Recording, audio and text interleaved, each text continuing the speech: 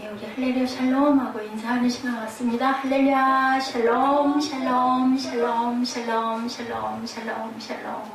하나님 사랑합니다. 여러분 주 안에서 사랑합니다. 예, 부르전차 에릭리들 얘기 잘 보셨어요? 오늘 말씀이 고린도전서 말씀이 달리기 경주와 같이 나와 있는 말씀이 있어서 24절이죠. 운동장에서 다름질하는 자들이 다 다를지라도 오직 상을 받는 사람은 한 사람인 줄 너희가 알지 못하느냐. 너희도 상을 받도록 이와 같이 다름질하라. 그래서 제가 그 불의 전차 마침 그 짧게 나와 있는 게 있어서 우리 함께 하늘을 쳐다보고 달리죠. 원래 달리게 하는 사람이 자세가 그 자세는 아닙니다. 그래서 그 주연 배우가 달릴 때 그 자세가 가장 힘들었다라는 그런 이야기가 있더라고요.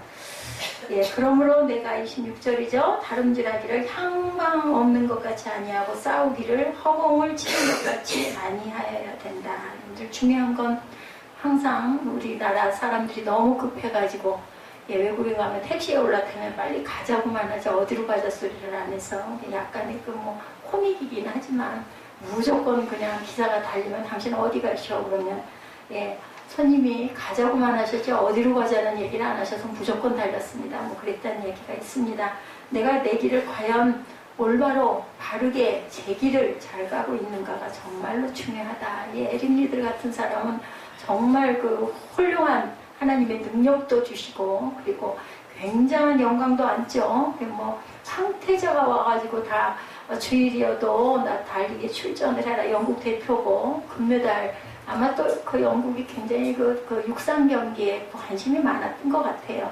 그렇게 했는데도 불구하고 포기를 해서 한동안 많은 그 핍박을 받았다라는 얘기가 있었습니다. 그랬을 때 400m를 그게 왜 원래 힘 분배를 해야 되잖아요. 달리기가 100m가 아닌 경우에는 이렇게 약간의 힘을 비축하면서 달려야 되는데 에릭리들의 얘기가 있어요. 200m는 내 힘으로 죽기 살기로 질주를 해 달리고 나머지 200m는 하나님의 힘으로 내가 달린다. 그래서 전력을 다해서 질주했다라는 그런 얘기가 있습니다. 여러분들 제가 설교하는 것보다 그 영상을 통해서 뭔가 좀 느껴지시면 좋겠다 싶어서 약간 길었지만 우리 함께 감상을 했습니다. 이렇게 불의 전차라는 건 그것이 나중에 이제 그 작품이 돼서 나오죠. 어떤 감독을 통해서. 자, 우리 사도 바울과 에릭리들, 그죠? 두 사람에게 방향은 확신과 순종에서 나온 거였다라는 것을 여러분들에게 말씀드립니다. 말로밖에 설명이 되지 않죠. 불의 전차라는 책에 나오는 구절입니다. 에릭리들은 하나님의 강력하고 온유한 군사였다. 그는 모든 일에 앞서 자신의 명예나 이익보다는 하나님의 뜻과 섭리를 먼저 생각했고 트랙에서나 인생에서나 오직 하나님의 영광만을 위해 온 힘을 다해 다름질한 참된 경주자다. 아까 그 말씀 여러분들 그 사무엘상 말씀이죠. 굉장히 은혜가 있죠. 내가 하나님을 인정하면 하나님도 우리를 인정해 주신다라는 말씀을 절대 잊지 마시기 바랍니다. 200m는 내 힘으로 나머지 200m는 하나님. 우리가 최선을 다했을 때 하나님께서 우리를 도우세요. 근데 하나님 믿고 만약에 내가 기도했으니까 나는 적당히 해도 하나님이 해주실까 이러면 절대 안 해주시죠. 우리가 항상 확신과 순종의 사람이 멋있는 것은 그들의 삶에서 하나님의 능력이 나타남이라. 아까 하영주 목사님도 그 얘기 하시죠. 작은 것에서도 능력이 나타날 수 있어야 된다. 아무리 대단한 미사일 요구와 대단한 학식을 동원해서 어떤 말씀을 증거한다 하더라도 하나님이 한 힘이 아닌 내 힘과 내 지식과 내 지혜로 그렇게 해서는 절대로 그 믿음은 온전한 믿음이 아니다. 그런데 우리가 과연 글쎄요, 저도 뒤에서 그 묵상을 다시 한번 보면서 과연 나는 온전할 것인가. 혹시라도 나는 내 영광과 내 자랑을 위해서 설교를 하고 있었던 적은 없었나 이런 생각을 해봤습니다. 아닌데요. 저는 절대로 그렇지 않은데 소리를 할 수가 없을 것 같아요. 확실한 이렇게 방향을 우리 내비게이션 그렇잖아요. 확실하게 믿죠. 내비게이션 요즘에 안 믿고 내 맘대로 가는 사람은 없어요. 다만 내가 다른 길을 알아 해가지고 무시하고 갈 때가 있지만 그건 정말 확실하지 않을 때는 아니고 우리같이 길치들은 무조건 내비만 따라가죠. 그러면은 길을 온전하게 인도를 합니다. 오늘 26절이죠. 그러므로 내가 다름질하기를 향방 없는 것 같이 아니하고 리게 올림픽에서 우승한 이후에 그는 신앙인으로 그리고 체육인으로 전성기를 달리고 있었죠. 그는 최고의 위치에서 많은 것을 누릴 당연한 자격이 있는 사람이었습니다. 하지만 그 인생에서 중요한 것은 자격이 아니라 뭐라 그래요? 부르심에 대한 순종이었다라고 고백을 하죠. 그 사람은 중국 선교를 하기 위한 목표를 가지고 무엇으로? 달리기로 그 길을 탄탄하게 다져가는 그런 모습입니다. 여러분들에게 직업을 주셨습니까? 아니면 여러분들에게 특기를 주셨습니까? 하나님께서는 그것을 통해서 하나님의 영광을 나타내기 원하신다라는 것을 절대 잊지 마시기 바랍니다. 에릭은 바쁜 일정 가운데서도 끊임없이 하나님과 약속을 지키기 위해서 중국 텐진에서의 선교 활동을 준비해 왔다고 합니다. 에든버러 대학에 입학해서 순수 과학을 공부한 것도 중국에서 과학을 가르치기 위해서는 아주 목표가 정확했던 거예요. 그래서 그 길을 다양한 각도로 연구해서 간 사람입니다. 그가 육상 경기를 위해 투자한 많은 시간도 중국에서 체육을 가르치기 위해서였다고 나타납니다. 그가 정식으로 신학을 공부하고 목사가 된 것도 자신이 가는 방향을 위해서였다. 그의 인생의 전성기에서 했던 연설이 아주 의미가 있어서 여러분에게 전합니다. 여러분, 육상은 저희 직업이 아닙니다. 저희에 달릴 수 있는 기회가 없고 저 또한 최선을 다해 달렸습니다. 그렇지만 저는 한 번도 육상 선수를 살아가는 것을 목표로 삼아본 적이 없습니다. 육상은 단지 제가 아주 오래전부터 하고자 했던 일을 하기 위한 준비하는 과정에서의 한 훈련이었습니다. 제 삶의 목표는 중국 선교입니다. 저는 오랫동안 이것을 위해 기도해왔고 이미 하나님께 약속한 일입니다. 중국에서 선교사로 활동하기 위한 훈련 과정의 하나로 저는 육상을 선택했습니다. 그러나 이제 때가 다가온 것을 느낍니다. 앞으로 중국의 젊은이들에게 복음을 전하고 또 그들을 가르치기 위해 스코틀랜드를 떠날 때까지 저의 모든 시간과 정력을 바쳐서 그에 대한 훈련을 쌓으려고 합니다. 이렇게 얘기했어요. 그러면서 중국이 굉장히 부각이 되죠. 불과 한 10여 년 전일까요? 그때만 해도 중국이 그렇지 않았어요. 그죠? 그 이후로 중국이 이렇게 선교의 문이 열리고 또 중국에 왔던 많은 OEM들이 지금 보면 거의 다 메이드 인 차이나 아닙니까? 인구는 또 좀 많습니까? 그러다 보니까 중국이 이렇게 무시할 수 없는 나라가 돼버리죠. 하나님께서 초점을 그쪽으로 돌려놓으신 거예요. 그게 바로 이때인 줄로 믿습니다. 1924년 파리올림픽에서 금메달을 딴 에릭 리들은 여러분들 영상 보셔서 아주 쉬우시죠? 독특한 달리기 폼으로 아까 제가 유심히 봤어요. 그래서 정말 고개를 이렇게 들고 그렇게 들고는 그게 저도 아까 기도하는데 이게 바람이 꼭 하필이면 제 입으로 와가지고 기침이 나요 목에서. 그래서 그렇다고 또 조금 숙이면 여기가 좀 시원해야 되는데 그게 안 와가지고 또 할 수 없이 옆으로 약간 틀어서 제가 각도를 제가 맞추는 거죠. 선풍기를 약간 비켜가지고. 이런 것처럼 에릭 리드는 하나님을 바라보고 달리는 거죠. 그게 온전한 자세가 아님에도 불구하고 그만큼 사모하는 마음을 가졌으니 성령께서 어떻게 능력을 안 주시겠어요. 온통 삶의 모든 것이 다 하나님께 맞춰져 있는 그의 모습이죠. 자, 그래서 금메달을 딴 에릭 리드는 독특한 달리기 폼으로 아주 유명했다. 그래서 그 주연 배우가 그 모습을 흉내내는 게 제일 힘들었다라고 후일담이 나와 있습니다.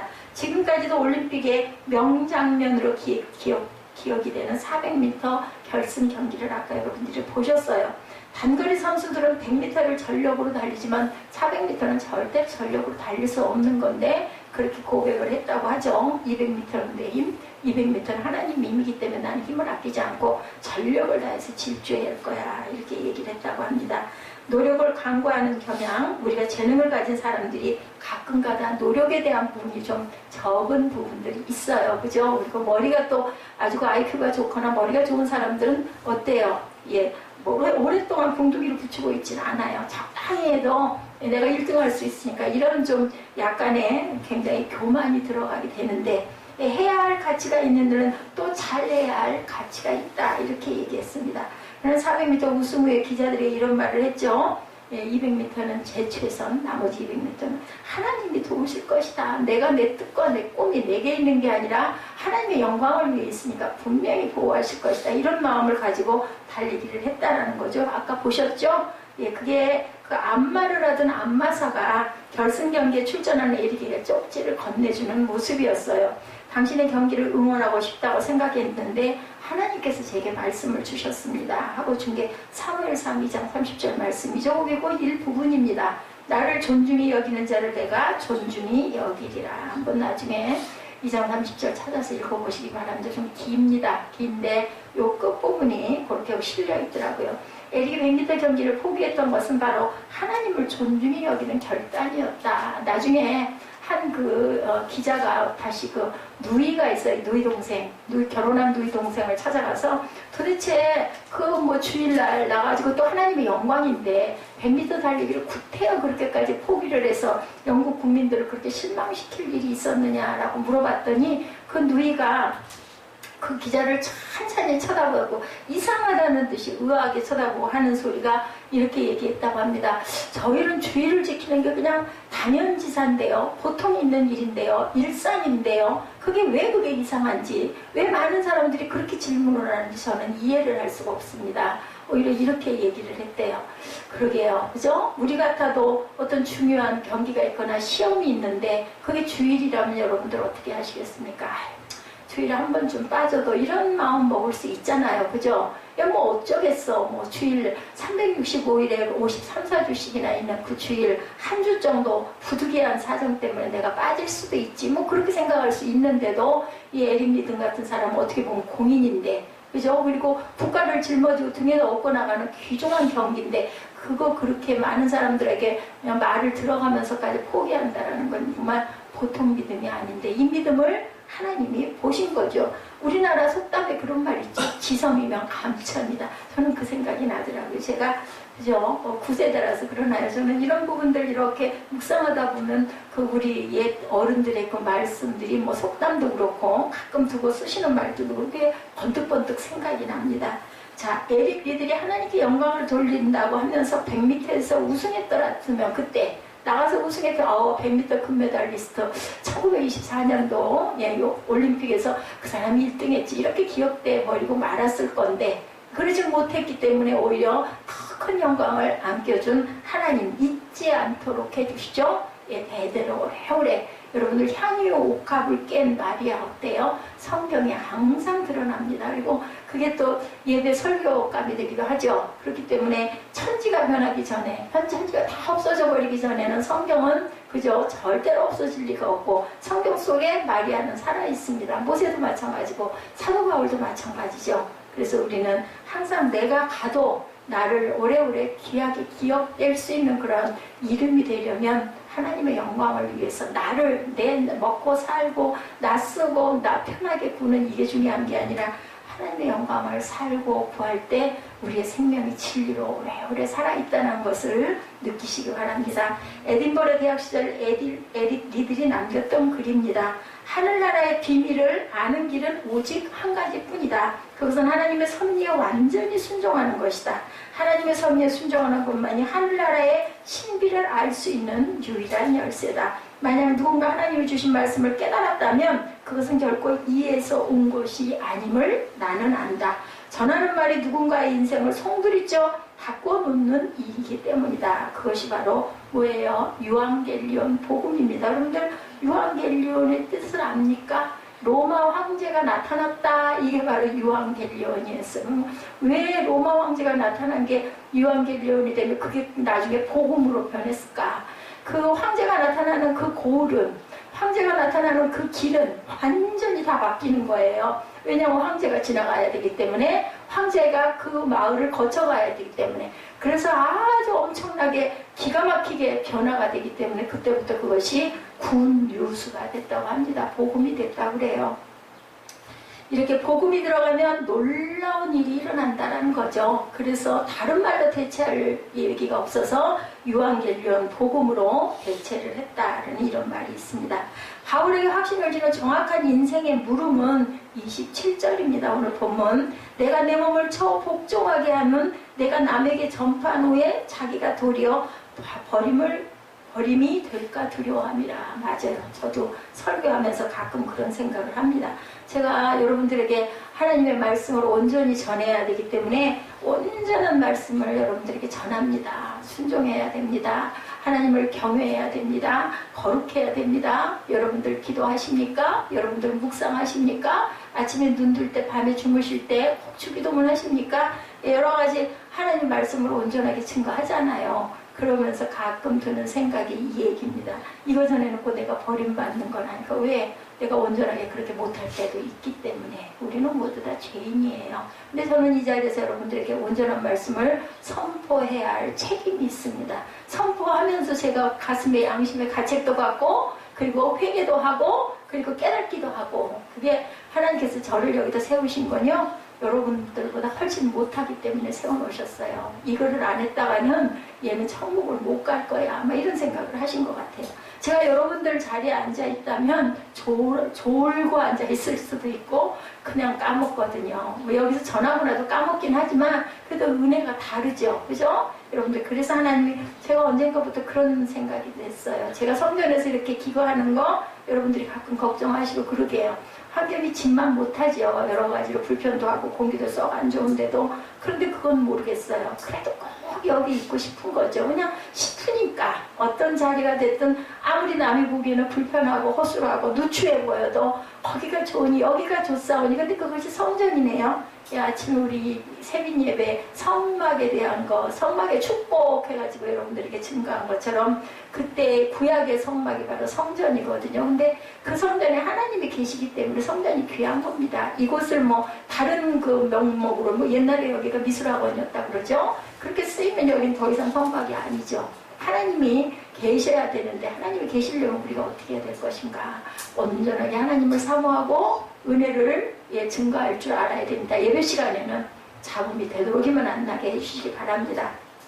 사실은 에어컨 돌아가는 소리, 선풍기 돌아가는 소리도 엄청 마음이 부담이 가요. 왜냐면 이 기계 영상이 찍히는데 소리가 막 나오거든요, 다. 근데 이런 시간에는 경건해야 돼. 제가 늘 말씀드려요, 여러분들. 그냥 잠깐 슬쩍슬쩍 그럴 수 있어요. 저도 뭐 예전에 예배 드릴 때 뭐 그랬어요. 물 따르러 가기도 하고, 뭐 화장실을 가기도 하고, 뭐 때로는 뭐 누구에게인가 문자를 급하게 쳐야 될 때 살짝 치기도 하고 그러기도 했는데, 한번 여러분들 잘하시죠? 제사의식 생각해 보세요. 제가 늘 거기에다 비유를 합니다. 조상들에게 제사들, 예수 안 믿는 분들은 추모 예배 안 하고 그 제사 모시잖아요. 그럴 때 한번 생각해 보세요. 그 시간이 물론 예배 시간만큼 길지 않을 수는 있지만, 그 뭐 술 따라 놓고 그죠? 음복하고 뭐하고 하면서 다른 소리 낼 수 있으세요? 누구에게인가 카톡 치고 아니면 뭐 막 소리 내고 걸음도 쿵쾅쿵쾅 걷고, 이거 아니잖아요. 그러면은 하나님인데요. 우리 조상들이 아니라 하나님이 계신 성전에서는 우리가 항상, 제가 아까 사무엘 책장 팍 넘기는 거 그렇게 하시는 거 아니거든요. 성경이 여기 다 있잖아요. 그 어디 써지면 딱 잡아서 이렇게 피라고 여기에서 그 마태복음 창세기도 쭉 있거든요. 그래서 그 자리를 이렇게 펴서 몇 장 정도 우리가 급할 때는 이게 넘기게 돼요. 저도 가끔 급할 때는. 근데 정말 그런 마음이 중요합니다. 뭐 소리 좀 내시면 어떻겠어요. 그런데 그런 두려워한 마음, 하나님을 경외하는 마음, 우리 어려운 사람 앞에 가시면 어떡하세요? 그죠? 우리 굉장히 몸가짐이 조심스러워지죠? 발걸음도 조심조심 조용조용해지지 않습니까? 머리도 약간 숙이죠? 이런 마음의 자세를 가질 줄 알아야 된다. 구원의 확신이 있다고 해서 완전히 살 수 있는 것도 아닙니다. 하지만 구원의 확신이 없는 사람은 죄의 문제에 대해서 제어 장치가 되잖아요. 우리 사무엘에게 제가 항상 휴대폰, 컴퓨터, 뭐 전자사전 이런 거를 자꾸 제가 절제를 시켜. 본인은 아마 그게 굉장히 싫을 거예요. 제어 장치가 안 돼 있거든요. 아직 미성년에다가 또 남자아이에다가 재밌는 거, 즐거운 거를 좋아하다 보면, 그죠? 그 어른들의 보호가 없다 보면 그냥 뭐 하염없이, 어른은 안 그렇습니까? 어른도 좋아하는 거 보다 보면은 막 시간 넘어갈 때가 있는데요. 아이가 하물며 오죽이나 하겠냐는 거죠. 그래서 우리가 죄의 문제에 대해서 제어장치가 없는 삶을 살아가는 것과 같다. 구원의 확신은 바로 그겁니다. 아이고, 내가 이렇게 했다가 내가 어떻게 하늘나라에 갈 수 있겠어? 부활의 소망을 가진 사람들은 절대로 땅에서 하는 행위에 대해서 아니 뭐 이 정도쯤이야 이렇게 되지 않습니다. 나중에 하나님께 상 받을 거니까 내가 이도 견뎌야지 이런 마음도 들고 아유 이거 하나님이 다 아실 텐데 코람되어 하나님이 보시는데 이런 마음이 있다 보면은요 나의 죄, 우리는 늘 죄짓죠. 하루에도 뭐 수천 가지의 죄를 짓습니다. 그것을 반복하는 걸 줄여갈 수 있게 하는 게 바로 말씀이라는 거죠. 확신이 없는 사람도 기도는 합니다. 여러분들 확신이 없는 사람도 노력은 합니다. 그런데 노력하는 게 오래 가지를 못하죠. 그래서 그런 얘기 있죠. 마음에 없는 거 하는 거는 뭐 얼마 못 가 이런 얘기합니다. 포기해버리게 되죠. 그래서 어떤 남자가 하나님께 기도했다 그래요. 예쁜 여자와 결혼하게 해주시면 절대로 바람피지 않을게요. 정말 예쁜 여자와 결혼을 했다고 합니다. 근데 얼마 안 가가지고 이 남자가 바람을 피워버렸어요. 한 번 피웠어요. 별일 없더라고요. 두 번 피우고 세 번 피우고 그러다가 3년이 지나갔다고 합니다. 그리고 나서 3년 되는 날 되고 난 그 해에 배를 타게 되었는데 풍랑이 기가 막히게 이래서 이 배가 파선을 하게 돼 생겼어. 뭐 겁이 나는 거야 마음속으로. 옛날에 하나님이 한 약속이 떠오른 거예요. 나 절대로 바람 안 피우겠다고 했는데 그러면서 이 남자가 어떤 위안을 했느냐. 무서웠지만 혼자도 아니고 100명이나 되는 사람을 나 하나 빠뜨리려고 하나님께서 이 배를 깨부시겠나 그랬다고 그러죠. 그랬더니 하나님이 말씀하셨어요. 내가 너 같은 놈 100명 모으느라고 3년 걸렸다 이 녀석아 했다고 합니다. 하나님께서는요 제가 어제도 말씀을 드렸고 우리 세빈 예배에서도 전했지만 금요철야에서 제가 말씀드린 것 같네요. 우리가 잘못한 거 별일 없어요. 그러다 보면 우리 마음이 아이 뭐 그렇지 뭐 그걸 어떻게 일일이 하나님이 뭐 죄 있는 것마다 다 야단치실 리가 있겠나. 그러면 살아남을 자가 아무도 없지 그러잖아요. 근데 1대1의 관계라는 걸 절대 잊어버리지 마시기 바랍니다. 언젠가는 하나님께서 오래 참으시다가 꼭 내가 행한 것만큼 내가 잘못한 것만큼 꼭 벌을 받고 가게 하신다는 걸 절대 잊어버리지 마세요. 제가 젊은 시절에 너무 절제를 안 하고 그죠? 운동도 그렇고 신발도 그렇고 너무 높은 힐 신고 뻐기고 뾰족거리고 다녀가지고 결국은 다리가 이렇게 불편하지 않습니까? 저는 그래서 이것도 감사하다고 생각해요. 이런 중에도 그래도 은혜로 제가 하루하루를 감사와 기쁨 속에서 우리 아들 문제만 빼면 그것도 가시겠죠. 아들 문제가. 정말은 평강하지 않을 일이 없어요. 내일 먹을 게 없지만 내가 어찌 될지 알 수 없지만 하루하루를 평강 가운데 살게 하신 하나님이 내 다리 불편함으로 통해서 내 교만을 깨뜨리시느라고 이렇게 하시지 저는 그렇게 늘 생각합니다. 여러분들 몸을 항상 잘 보호하시기 바래요. 그렇다고 해서 몸을 너무 아끼시라는 게 아니라 정말 너무 지나치지 않도록 항상 여러분들의 성전을 거룩하고 정결하게 그리고 건강하게 몸에 좋지 않은 독은 되도록이면 멀리 하시고 그죠? 여러분들 규칙적인 식사 저는 규칙적인 식사를 정말 너무 안 한 사람이에요. 정말 말을 너무너무 안 들었어요. 그러다 보니까 이렇게 위 역류도 이렇게 이르게 빨리 이렇게 오지 않습니까? 꼭 옵니다. 그거 여러분들 기억하시. 저를 보시면서 아직 안 늦으셨어요. 여러분들은 아직 정말 얼마든지 잘 고쳐서 훌륭하게 오랫동안 하나님의 영광과 은혜 가운데 살아가실 수가 있습니다. 유보된 진노에 대하여 죄를 정당화하는 경향 절대 그렇게 사셔서는 안 된다는 것. 이러한 확신이 없는 삶에 대한 문제는 예수를 오래 믿은 사람들에게 더 많이 있습니다. 확신이 있는 사람, 특히 처음으로 하나님의 사랑을 맛본 사람들은 구원의 감격이 막 그저 불릴 듯 일어납니다. 그런데 오래 믿으면 확신이 없는 사람들 어느 순간인가부터 좌절감, 그래 봤댔자 그래 보니 별 볼 일이 없는데 이런 마음이 들기 시작한다는 것. 좌절은 여러분들 내면을 뭘로 갈등으로 인도한다는 걸 절대 잊지 마세요. 그리고 자신을 고통스럽게 하죠. 결국 마귀가 우리 마음을 점령한다는 건데 그게요 한꺼번에 오지 않아요. 조금씩 스며들어서 나도 모르게 거기에 빠지게 하는 게 바로 마귀의 수법이라는 거죠. 자, 그 어느 교회에서 송구영신 예배에서 십자가를 세워놓고 거기에 자기의 그 잘못한 것들 1년 동안 그러한 부분 회개의 부분들을 써서 붙이라고 했다고 하더라고요. 그러고 나서 목사님이 그 매단 것들을 일일이 그 편지를 하나님께 드린 편지죠. 쭉 가서 봤다고 그럽니다. 그 고백들이 두 가지 부류로 나누어졌더라고 합니다. 하나는 정말로 내가 지은 죄, 실제 죄죠. 예, 괴로워하는 사람들과 하나는 죄책감이 힘들어하는 사람들 두 가지였다 그래요. 가장 많은 죄의 종류는 용서하지 못하는 미움, 성적인 유혹과 간음이었다. 깜짝 놀랐다고 그러시더라고요. 그래서 그걸 다 태워버렸는데 결국은 기도하고 태우셨는데 야, 교회 안에도 이렇게 미움도 갈등도 심하고 또한 성적인 유혹과 간음이 이렇게 난무하는구나. 그래서 마음이 아프셨다는 얘기를 합니다.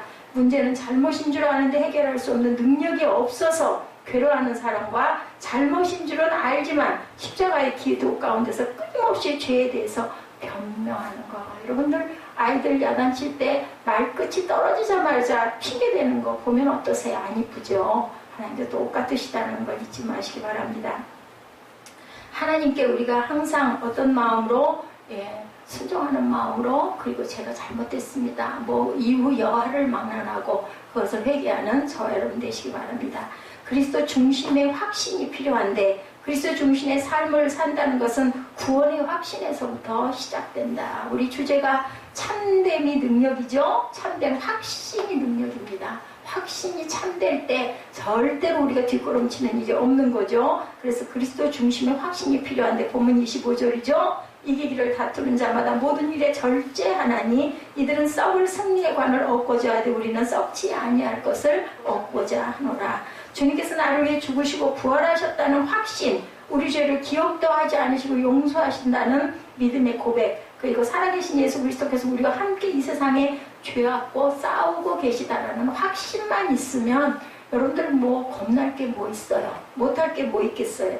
우리의 싸움은 승패를 모르거나 목적이 없는 싸움이 아니라 이기기를 다투는 싸움이고 이미 우리에게 썩지 아니할 면류관이 예비되어 있음을 믿고 싸우는 싸움이에요. 이긴 싸움이에요. 이긴 싸움. 그래서 뭐 그런 얘기죠. 적을 알면 백전백승이다.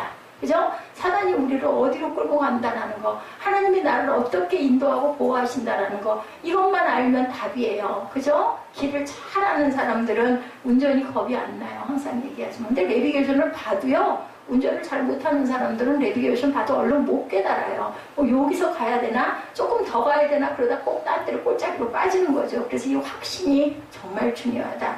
우리가 이 성령 충만한 삶을 얘기할 때 그것은 확신으로 가득 찬 삶을 이야기하는 거라는 것을 잊지 마시기 바랍니다. 확신이 없이는 어떤 열매도 우리 삶에서 기대할 수가 없다. 여러분들, 나 꼭 목표가 정확하게 설정된 사람들, 나 꼭 어느 대학에 갈 거야. 나 꼭 어느 고등학교 갈 거야. 근데 점수가 얼마를 가져야 된대. 그랬을 때 어때요? 우리가 그 목적을 가지고 열정적으로 최선을 다해서 노력하죠. 이런 것처럼 그리스도 중심의 확신이 우리의 삶을 절제하게 해준다. 나는 꼭 천국 갈 거니까. 나는 꼭 부활 소망을 가지고 있으니까. 나는 꼭 부활 신앙인이 될 거니까. 이런 마음을 가지면 절대로 헤맬 일이 없죠. 목표가 정확하게. 아까 에릭 리들 보셨죠? 그 사람은 그렇게 영광을 안았지만 그거에 만족하는, 내가 할 건 이게 아니야. 나는 다름질하려고 내가 이걸 하는 게 아니야. 하나님의 일을, 하나님의 영광을, 선교사의 일을 하기 위해서 내가 중국어도 배우고, 그리고 내가 운동도 가서 체육교사가 될 것이기 때문에 내가 이렇게 하는 거야. 다 목표만 세웠다고 그냥 그대로 있고 기도만 해서는 안 되는 거죠. 그 길을 내가 찾아가야 되는 겁니다. 확신이 없이는 어떤 열매도 우리가 기대할 수 없다라는 것. 다니엘서 1장 8절을 보니까 뜻을 정하여라는 말을 적용한다면 두 가지가 분명히 일어나는데, 하나는 must do, 하나는 must do not입니다. 할 수 있고 할 수 없고, 절제는 하지 말아야 하는 것에만 적용하는 것이 아니라 해야 하는 일에도 똑같이 적용해야 된다. 절제의 이유가 분명하기 때문이죠. 썩지 않을 승리의 간을 얻고자 구원의 여정에 들어선 우리가 절제하는 것이 능력입니다. 능력 없으면 절제 안 돼요. 나 이거 목표가 정확하고 확신을 가지고 있고 그러면 내가 이거 끊어야지. 뭐 술, 담배 마찬가지죠.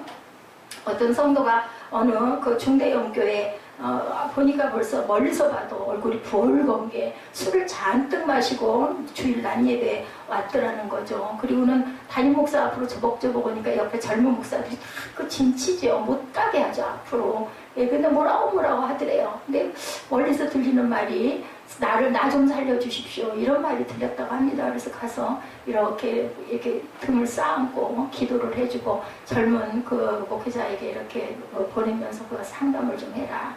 엘리베이터에서 또 만났다고 그러죠.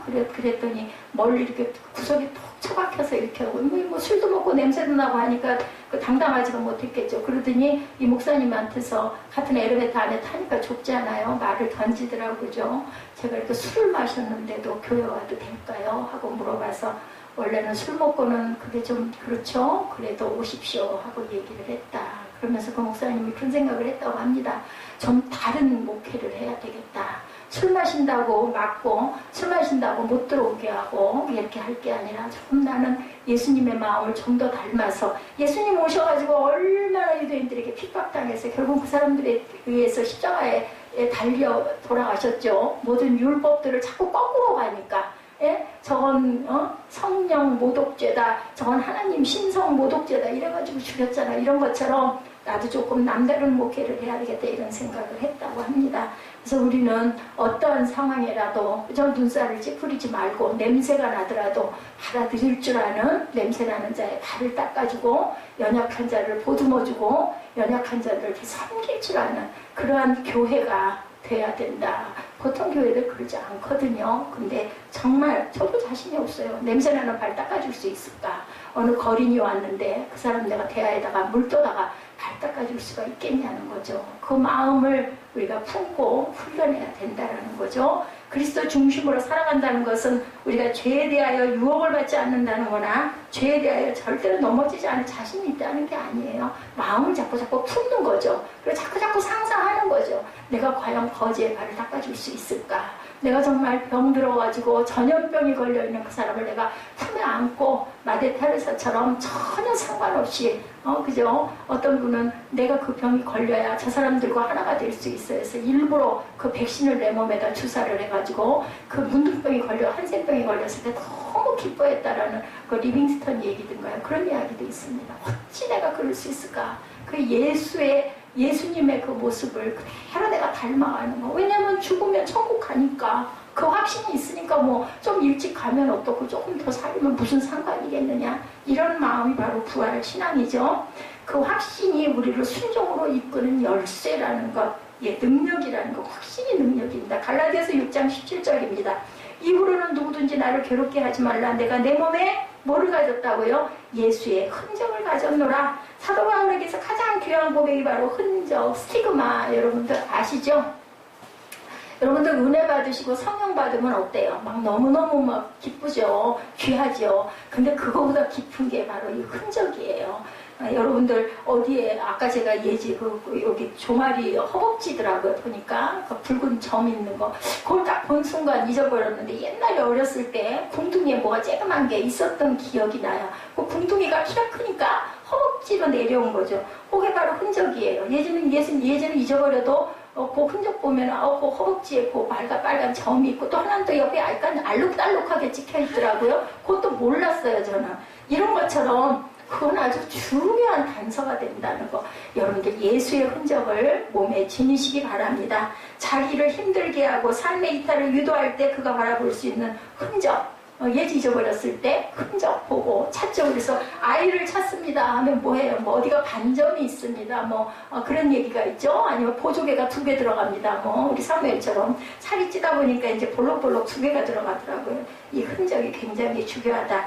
우리 안에 있는 확실한 증거와 체험의 말씀이 뿌리박혀 있지 않으면 참된 행함이 있는 삶을 살아간다는 것이 정말 요원한 일이다. 어려운 일이라는 거죠. 돌아가신 하용주 목사님, 우리 요즘에 하용주 목사님 돌아가신 지 꽤 되셨지만 제가 아주 묵상들이 좋아가지고 그분의 묵상을 늘 이렇게 여러분들과 함께 나눕니다. 그분이 이런 고백을 하셨어요. 당신 안에는 영원히 잊혀지지 않는 예수의 흔적이 있습니까? 예수님을 만난다는 것은 예수님이 각인되는 것입니다. 삶과 영혼에 그리스도의 흔적을 남기는 것입니다. 그리스도인은 그리스도의 흔적을 가진 사람들입니다. 제 몸에는 예수님을 생각나게 하는 흔적이 있습니다.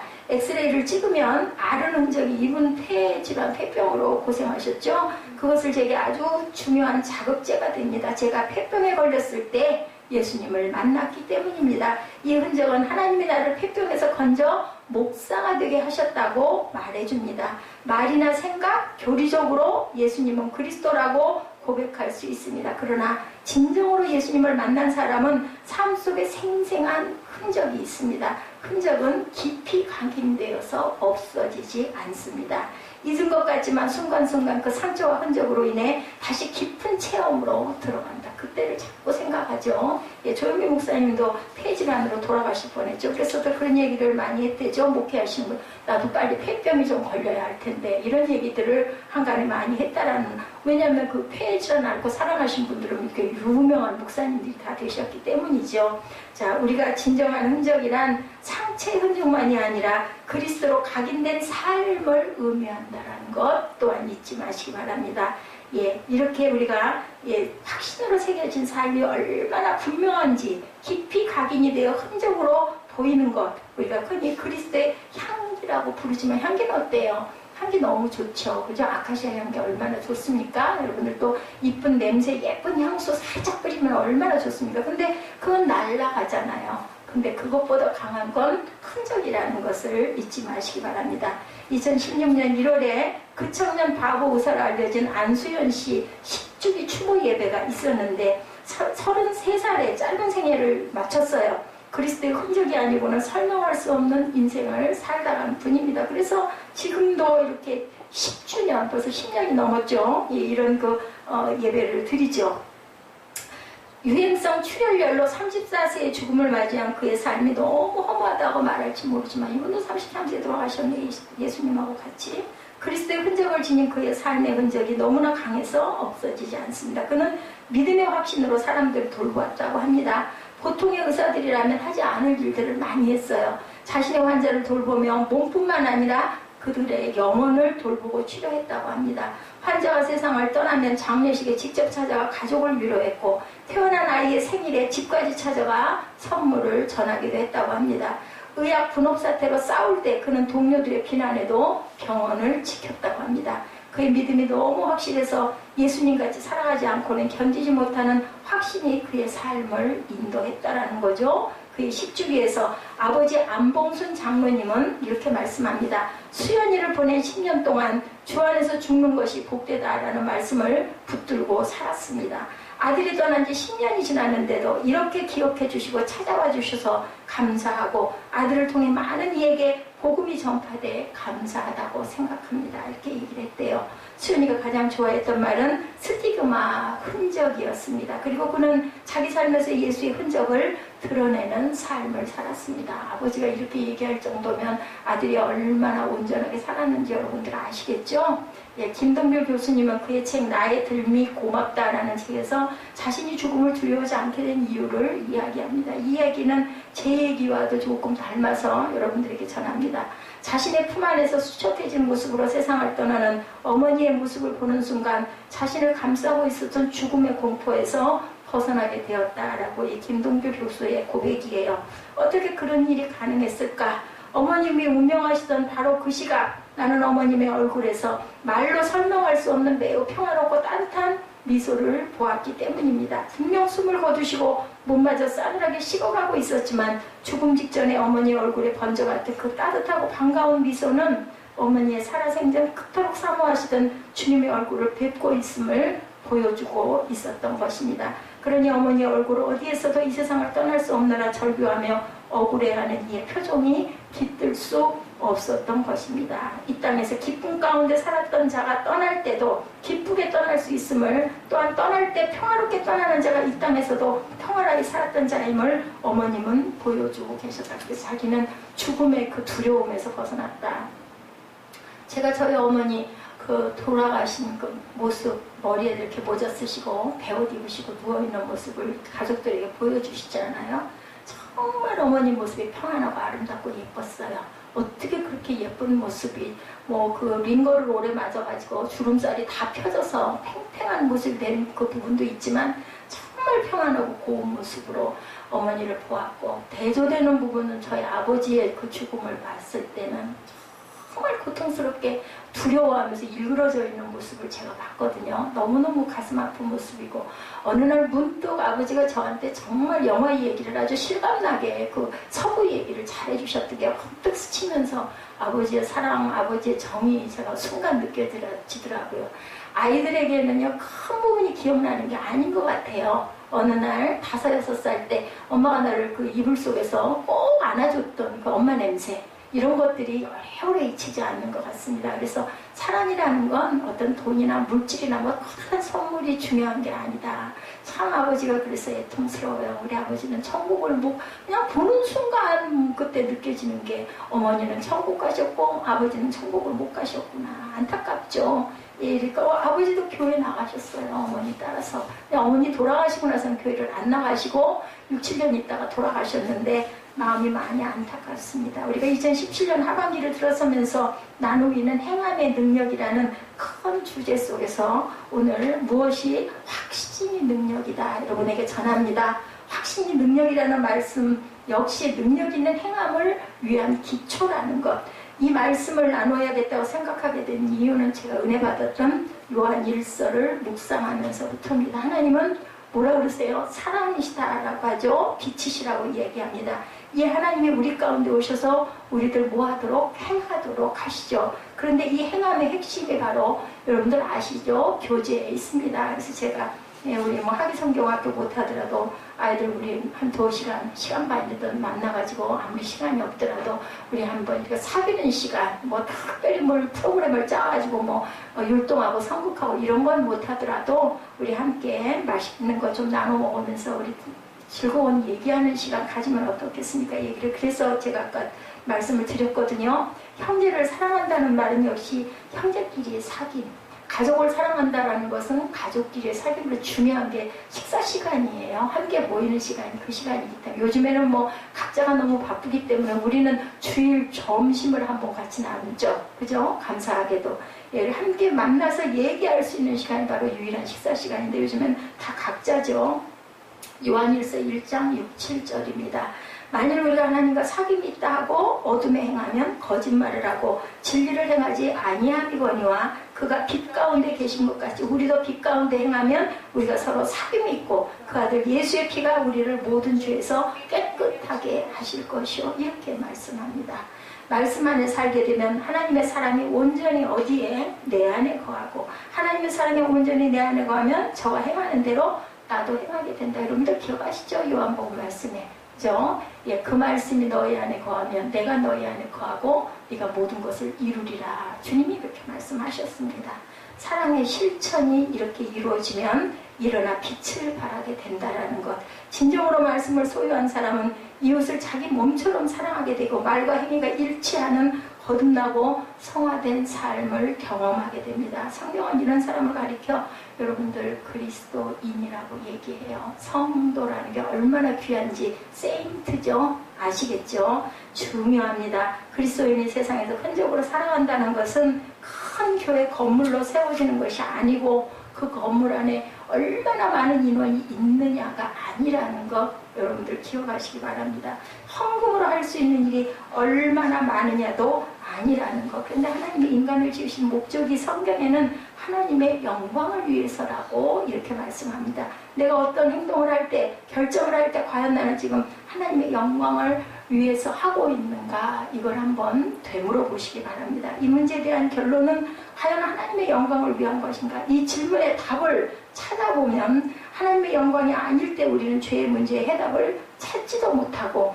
또한 어때요? 해결을 받지도 못하고 향방 없는 경주를 허공을 치고 하고 있다는 것을 깨닫고 우리들이 그랬을 때 어떻게 해요? 돌이키셔야 되겠죠? 그 은혜가 저와 여러분과 함께 하시기 바랍니다.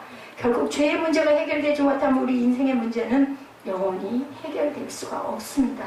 복음에 대한 확신한 모든 것을 바꿔놓는 능력이 있습니다. 우리가 흔히 복음이라고 말하는 단어는 성경적이거나 신앙적인 것이 아니라고 아까 말씀드렸죠. 유앙겔리온, 복음, 그죠? 로마 시대의 정치적인 의미로 헬라어의 유앙겔리온이라는 말이 사용됐는데 로마 시대 황제가 어느 곳을 방문한다는 소식 혹은 새로운 황제가 즉위했다는 소식이 유한겔리온이 되었다. 왜냐하면 바뀌기 때문에, 새롭기 때문에. 그죠? 로마서 1장 1절에서 고백합니다. 예수 그리스도의 종 바울은 사도로 부름을 받아 하나님의 복음을 위하여 택정함을 입었느니, 그가 로마에 있는 교인들에게 편지를 쓰는 이유는 복음을 위하여 부르심을 받았다는 확신이 어떤 상황 가운데서도 그를 붙잡아 주었기 때문이다.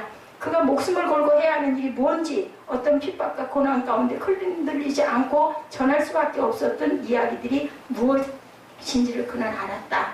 갈 바를 알지 못하고 헤매는 것처럼 무의미한 것은 없습니다. 여러분들, 인생에서 가장 허무한 것은 열심히 살았지만 내가 있어야 할 곳에 있지 못한 공허함이 아닐까.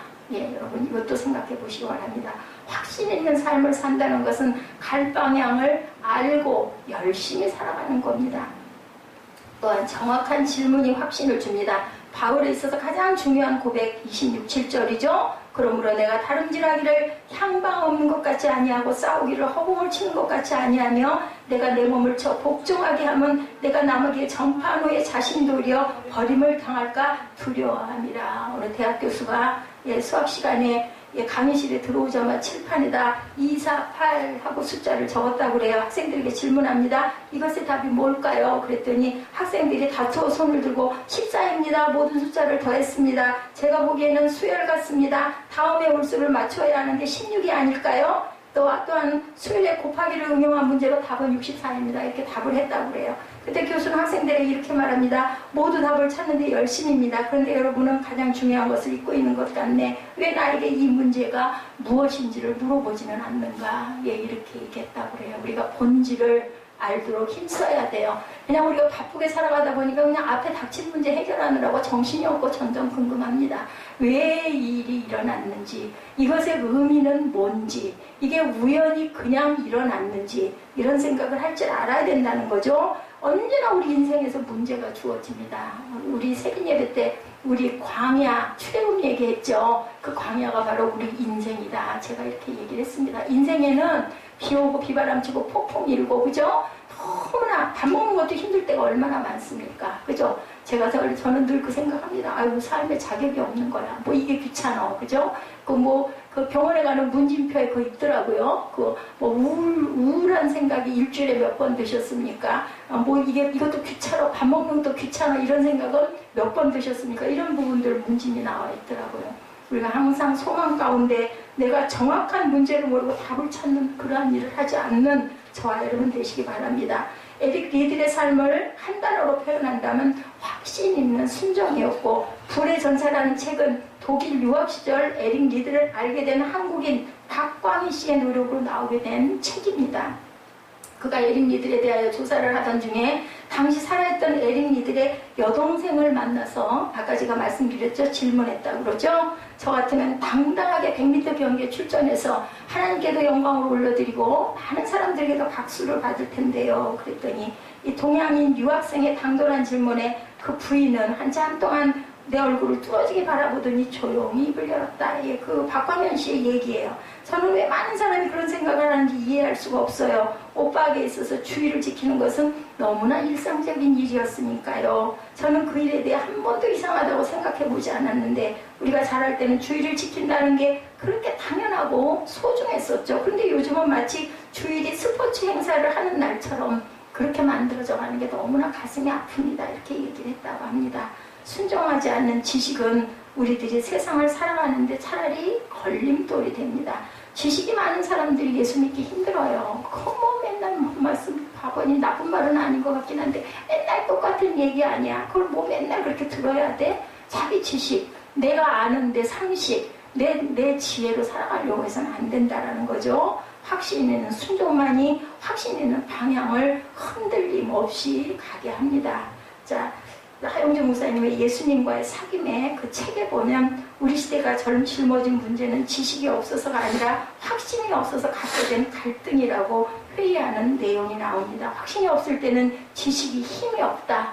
무용지물이다 그러죠. 아까 그 묵상에도 그 말씀하시죠. 오히려 그 지식은 나를 더 고통스럽게 한다. 아주 중요한 문제 중에 하나는 정확한 문제의식이 없이 답을 구하는 세대가 되었다라는 거예요. 빨리빨리 답만 맞추고 얼른 가야 되니까. 근데 저도요, 장절 찾느라고 막 열심히 그죠? 이게 이 설교문 만들으라고 하다 보면요, 그 성구가 하나도 생각이 안 나요. 금방 그거 해서 베껴서 갖다 붙이기에 바쁘기 때문에. 그래서 제가 워드를 일일이 치는 게 아니라, 그죠? 우리 올라와 있는 온라인 성경 이런 데서 구절을 찾아가지고 갖다 붙여서 제가 그 설교문을 만들지 않습니까? 그래서 내가 내 마음에 여유가 없구나. 조용하게 묵상하고 그 말씀을 내가 내 말씀으로 자꾸 묵상해서 씹어야 되는데 그걸 못하는구나 하는 걸 제가 느꼈습니다. 돈으로 말하면 세상의 기업이나 사회사업가도 할 수 있는 일이 많죠. 기적과 능력이 그것은 아니라는 거죠. 다른 종교와 이단에서도 온갖 기적을 행합니다. 뭐 출애굽 때 바로는 안 그랬어요. 기적 똑같이 일으키잖아요. 지팡이가 막 뱀으로 변하고 물이 막 피가 돼서 피강이 흐르기도 하고 이러죠. 그리스도인들이 세상에 보여줄 수 있는 것은 깊이 새겨진 그리스도의 흔적이고 연약한 자에게 물 한 그릇을 내어주고 다른 사람의 허물을 감싸주고 고통당하는 형제의 고난 가운데 기꺼이 동참하고 냄새나는 더러운 발을 기꺼이 닦아주는 것, 그런 것이라는 겁니다. 그리스도의 진정한 사귐 때문에 나오는 우리의 행동과 확신 같은 것들, 예를 들어 교회에 남노한 사람이 찾아오더라도 혹여 술을 먹고 오는 사람이 있더라도 우리가 따뜻하게 쌓아놔주고 그 사람의 어떤 고민이, 요즘에 신문을 잠깐 봤더니 자살 한강다리에서 뛰어내린 사람들을, 그 사람들을 경찰서로만 이송하지 않고 이제 사회복지사들이 쫓아가서 무슨 문제 때문에 이 사람은 자살을 하려고 했나 이걸 알아봐가지고 살아갈 수 있는 길을 열어주는 그런 그 제도가 도입이 됐다. 아주 참 귀한 내용을 봤습니다. 얼마나 오줌이나 하면 자살까지 하려고, 자살을 하면 80% 이상은 건진다고 그래요. 근데 자살을 해서 건진 사람이 다시 또 뛰어드는 경우들이 많다고 합니다. 그걸 우리는 방지를 하자고 사회사업으로 나타나 있는 걸 봤습니다. 자, 우리 아까 그 찬양, 그 마커스 찬양 제가 잠깐 보여드렸죠? 부활의 능력 체험하면서 주의 고난에 동참하네, 주의 죽으심을 본받아 그의 생명에 참여하네, 내 안에 가장 귀한 것 주님을 알미라. 여러분들 주님을 아시는 게 가장 귀하신 거예요. 여러분 예수 믿게 되신 것이 여러분의 핵을 발견하신 거예요. 예수 안 믿는 사람들은 자기의 핵을 발견 못한 거예요. 자기의 영원한 생명을 포기한 거예요. 얼마나 안타깝습니까? 모든 것 되시며 의와 기쁨 되신 주를 사랑합니다. 근데 우리 반주교회는 보니까 이게 가사가 없어요. 싱어가 없어요. 그냥 곡으로만 나와 있더라고요. 로마서 8장 38구절입니다. 내가 확신하노니 사망이나 생명이나 천사자들이나 권세자들이나 현재일이나 장래일이나 능력이나 높음이나 깊음이나 다른 어떤 피조물이라도 우리를 우리 주 그리스도 예수 안에 있는 하나님의 사랑에서 끊을 수 없으리라. 예수의 흔적을 가진 우리들을 그리스도의 사랑에서 끊을 자가 아무도 없음을 고백합니다. 여러분들 확신 있는 능력으로 살아가시고 그 능력으로 귀한 스티그마가 되셔서 예수의 흔적이 되시고 예수의 삶이 되시는 저와 여러분 되시기를 주님의 이름으로 축복합니다. 우리 결단 찬양하시고 그리고 축도로 예배를 마치도록 합니다.